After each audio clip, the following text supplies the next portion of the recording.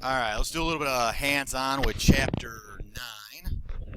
So I'm going to make sure that in Chapter 9, or Module 9, you have your Chapter 9 class.zip used for in-class hands-on. So make sure you download that, unzip it, open up your editor and your browsers, right, multiple browsers. And what you should have is a file that looks something like this in your browser and then looks something like this, right, in your editor.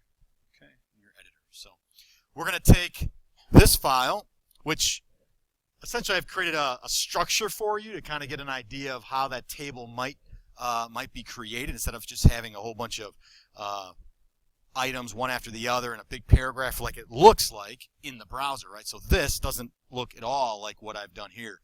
I simply use the enter key to give me new lines and such and tabbing in. What we want it to look like is this. At least that's the first phase. After we get it to look like this, we'll start to add or use some CSS and some of those pseudo classes to make some changes to make this look a lot better than this table that we have here. But we got to start someplace. So we'll start here and build from there.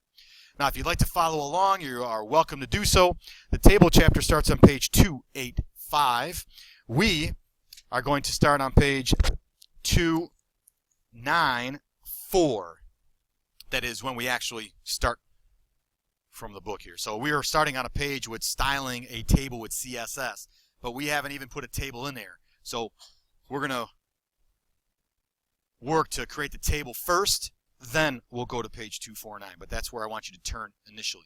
Okay, so in this editor, after the head, it appears we're missing a body tag. So make sure you put in that opening body tag. Not sure why that's missing. All right, and after that, the first thing we need to actually identify that we actually have a table is the table element. It is paired, so please create an opening table tag. And I'm going to tab this in. There we go, so it's a little bit easier to see. And then all the way at the bottom, just before the closing body tag, put in your closing table tag. So all of this is going to be inside the table. Now, as I mentioned before, all three elements need to be coded, before your table actually looks like anything like a table.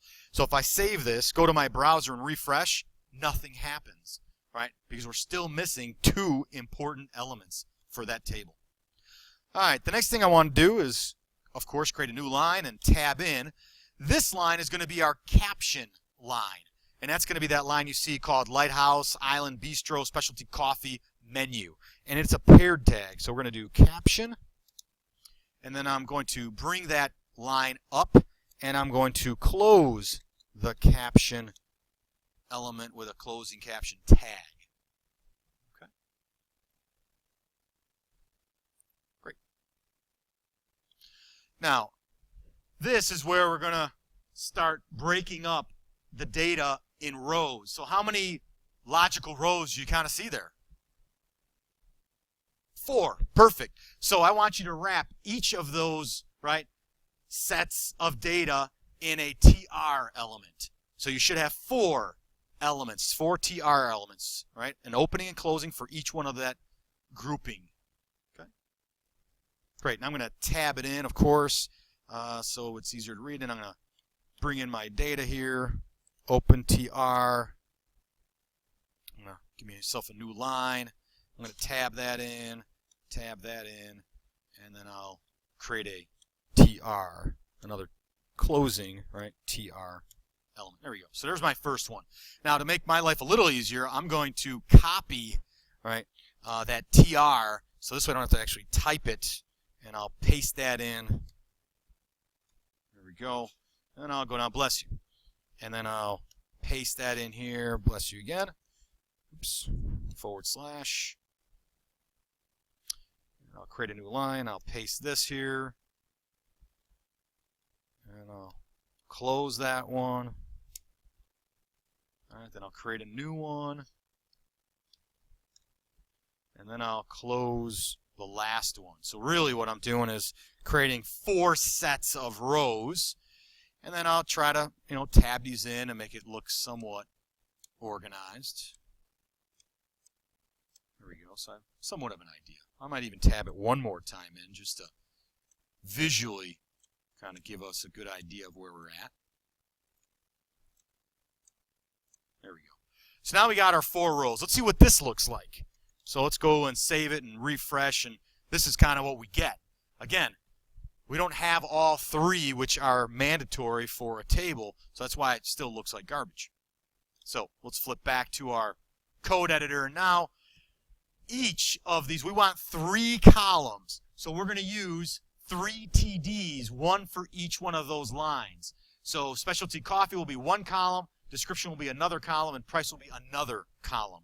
So each one of those are going to have a TD element. So TD for table data, and it'll have a closing table data. And so basically we're going to be doing this for each one, right, of these columns here. Here we go. And I'm just going to do a copy paste again because, oh, that's so much easier. And now I have my first row and my 3 columns.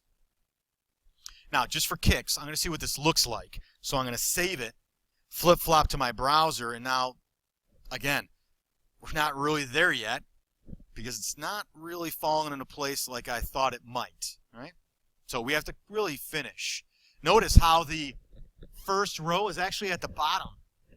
Specialty coffee, description, and price is at the bottom of this data. That's kind of odd, right? Let's go, because we have not really completed the rest of this. So please put in the TD for all the rest of those columns.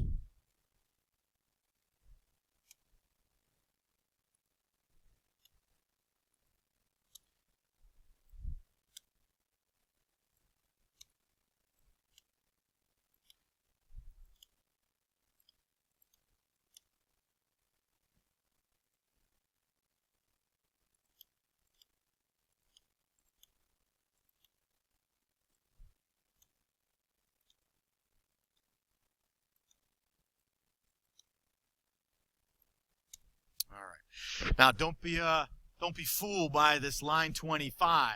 This is just a really long line, and so it only needs 1, not 2. Right? So in case you're using a text editor or something like that, so it really is only 1 column. It's just a longer line.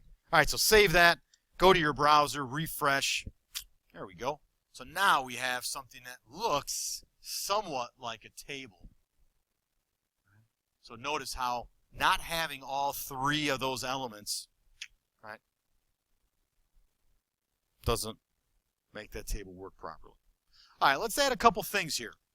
The first thing I'd like to do is give the table a border, okay? For now, we'll use CSS in a minute, but for now, let's keep it simple. We'll add an attribute called border. Again, this is how we used to do it. We no longer do it, but only for class purposes for now. We'll remove it later. I want to see a border. And so by using the border attribute, it gives a border to every single cell. So not only the table, but also the cells within. And so this is what you get. Okay. Now, the other thing I'd like to do is my first row is really a heading row. So I'd like to replace the TD with a TH. So simply remove the D and put an H there. And now these become table headings and not just merely table data. The difference? Bold and centered. Bold and centered. So the description or the definition of a TH is bold and centered.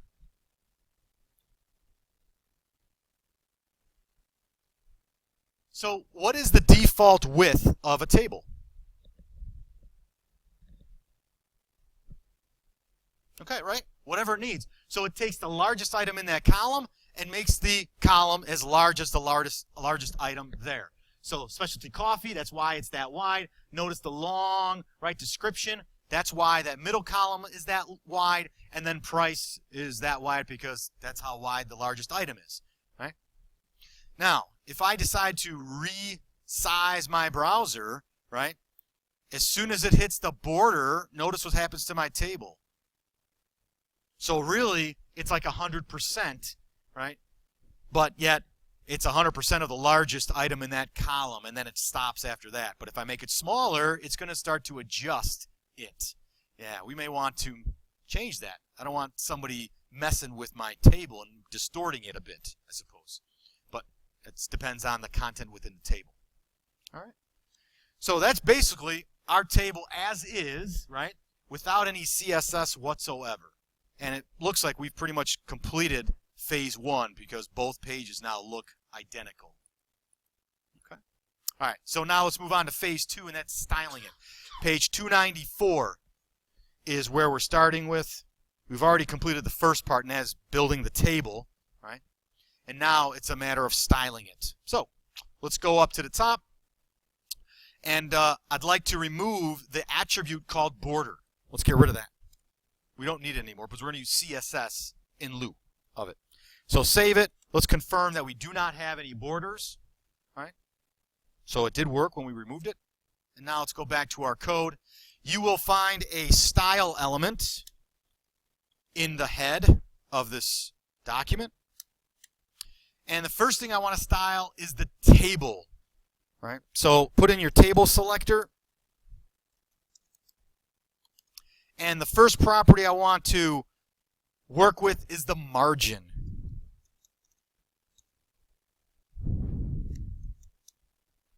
Margin auto. What do you think we're going to do now? I put in margin auto. What do you think the purpose of this property is for? Yeah, and then we can center it, right? Yeah. So the next property I want to use, and I have to use it or else it's not going to work, right? If I want to center the table, is we need to use the width property. All right, it looks like we're going to give it a 600 pixel width. So save that. Go to your browser, refresh, and now we've centered the table, which is nice, and we've given it a width of 600 pixels. Okay. So we do have a little overlap, right, of that middle column. The text is creating another, right, an overlap there. So it's wrapping for us, which is fine. No problem. Okay. All right, let's go to our code now, and I think we wanted to add something else. It looks like we're adding a border. So let's add another property. In this case, it's 5 pixel solid, and I think some color of blue. So 5 pixel solid, and I'm going to use the shortcut for that because it looks like we can. And I'm going to save that, refresh, and now we have a border only on the table, right, element. So just the box that defines the table. Not like the other one, right? The other one, it gave us border all over the place. Okay. All right, let's keep on going. This is looking better and better as we go along. All right, a new rule. Under number 2 on page 295, we're going to modify the TD and the TH at the same time. So this is something that's not new, right? This is something that I believe was documented in, I think, one of the prior chapters on how we can style both of those. 2 elements at the same time. So we're going to give it a border, we're going to give it a padding, and then we're going to give it a font family. So I'm going to do the border first and see what that looks like. We're doing 1 pixel solid, and what's the color here?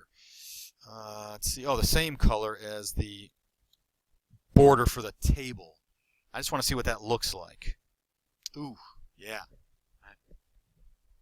So notice the difference between that attribute border and the border that we use with CSS. It actually provides an individual border for each cell, right? This is not a really good look, but we'll keep it for now and we'll change it later. But I also want you to notice the space between the cells, right? That's going to be important for one of the other properties we're going to use. All right, so now I'm going to add, let's see, padding.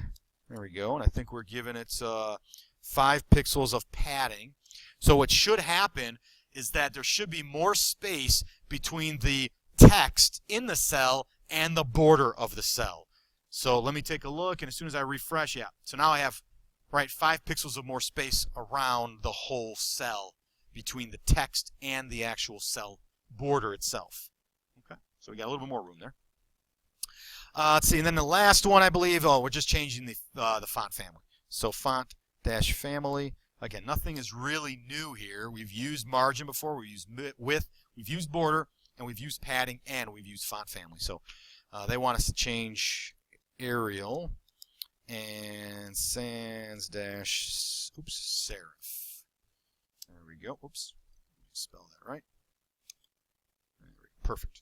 All right, and so now, so now everything should be sans serif, which is not bad.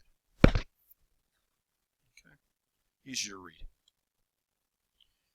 All right, so we've modified both the TD and the TH together at the same time, so we didn't have to create two separate rules. We can create them at once.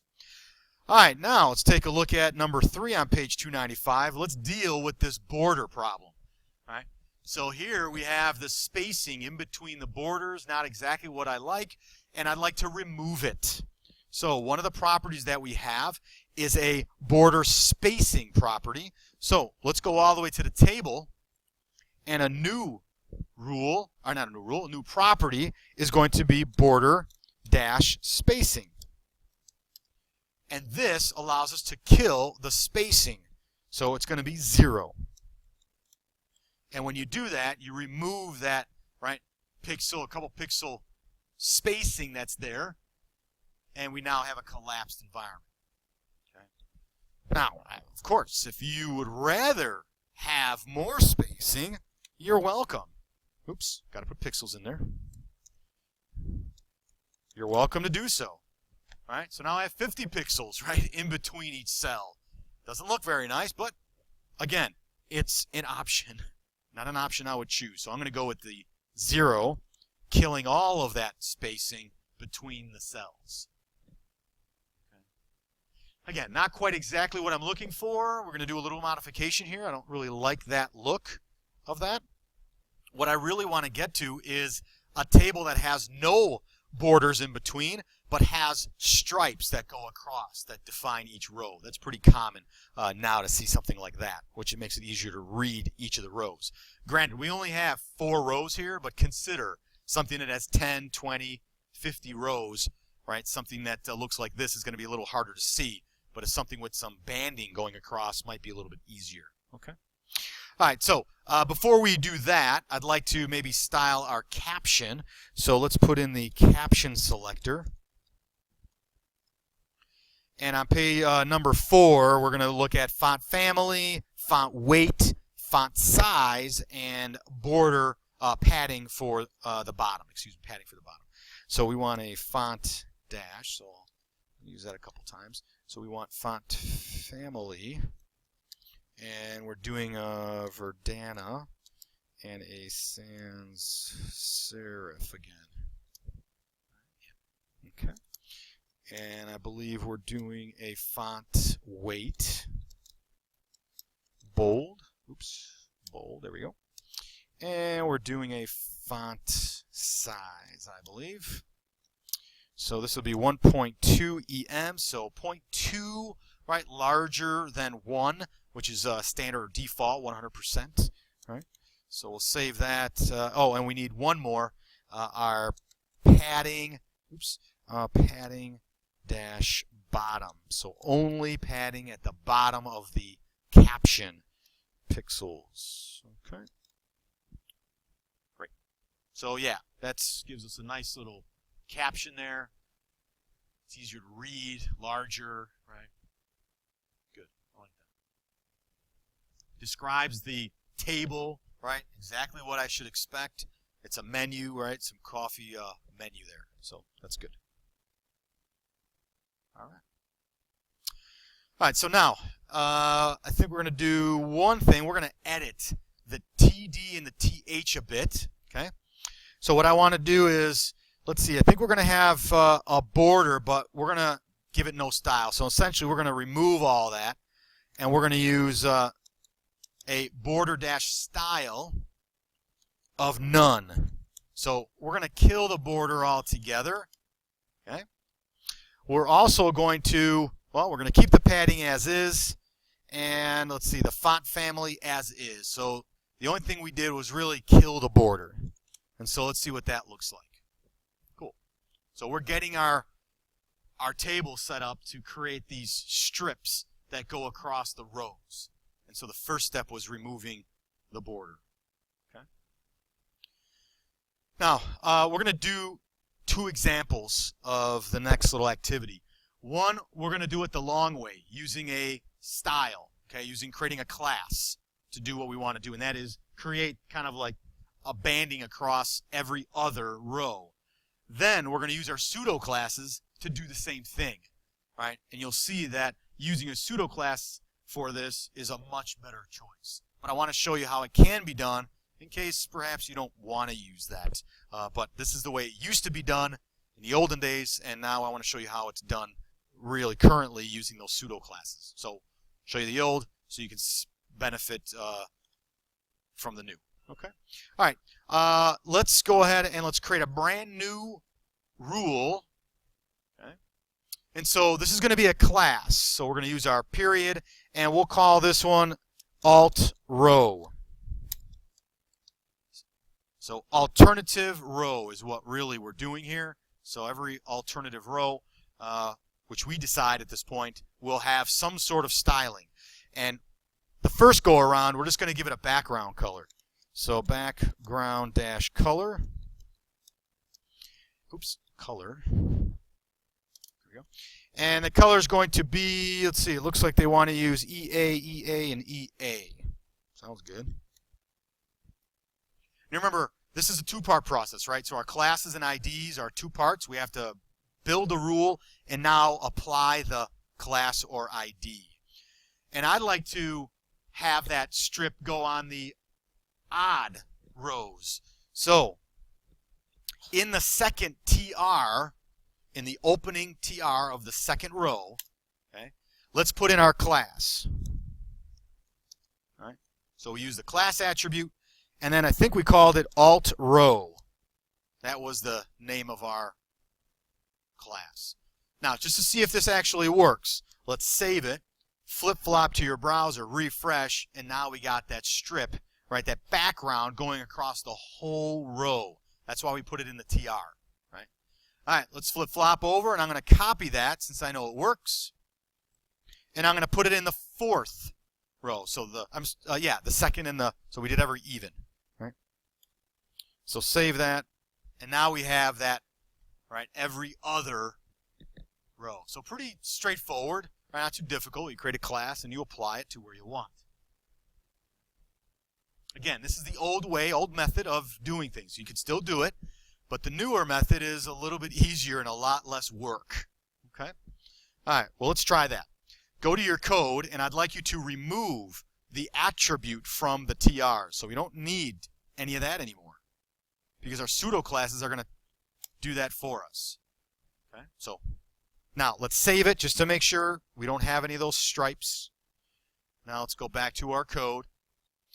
If you want, you're welcome to leave this rule, but as you probably already know from my feedback, if there's any rule that isn't being used, you really want to remove it. There's no sense in having a rule if you're not actually using it in the code, right, in the HTML.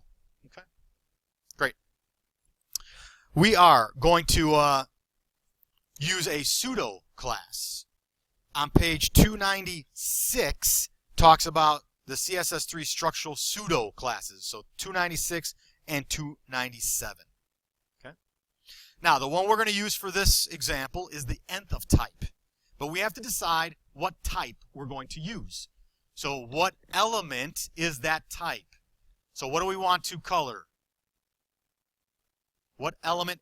Thank you, the TR, right? So we want to color the background of the TR. So that's going to be our type, TR. Now, similarly to our pseudo classes we used for our links, right? We need a colon which separates the actual pseudo class, which is nth dash of dash type. So just like the anchor, we used a colon what? Active, right? Hover, link, visited, right? Those were the pseudo classes for our links. This is one CSS3 pseudo class we can use, nth of type, but we're not done.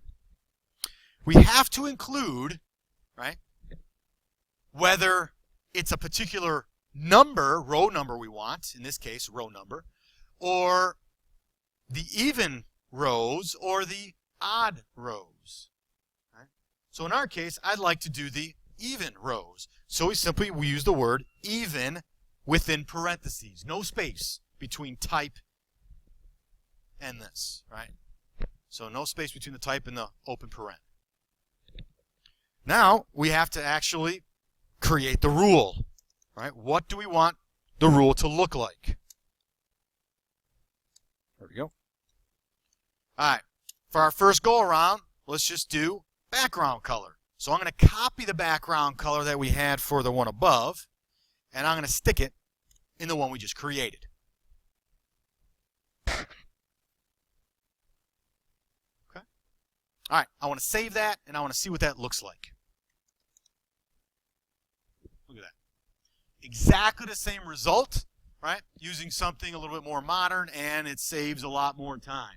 We write one rule, and it can do every single even row. So think about 10 rows, 20, 50 rows, and having it automatically style it, as opposed to writing your class in 25 of the 50 rows, and then having to decide you want to change that.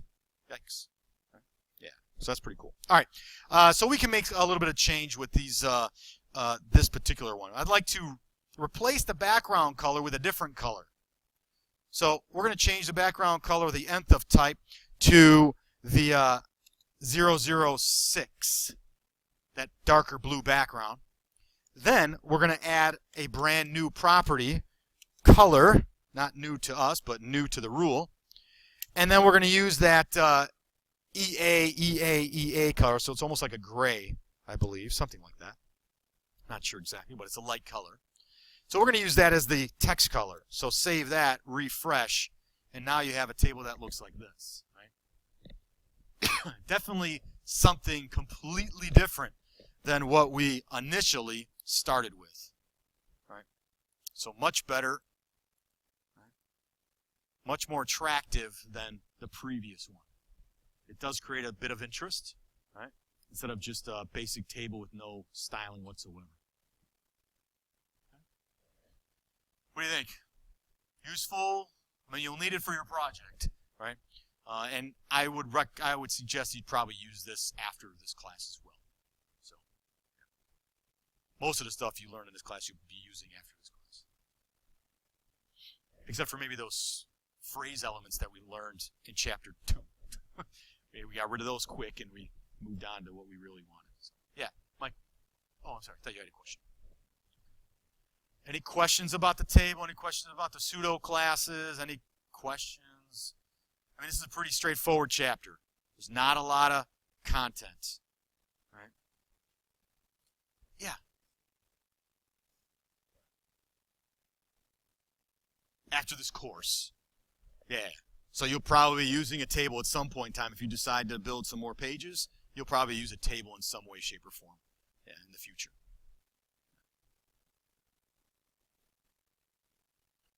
Questions? Okay, fantastic.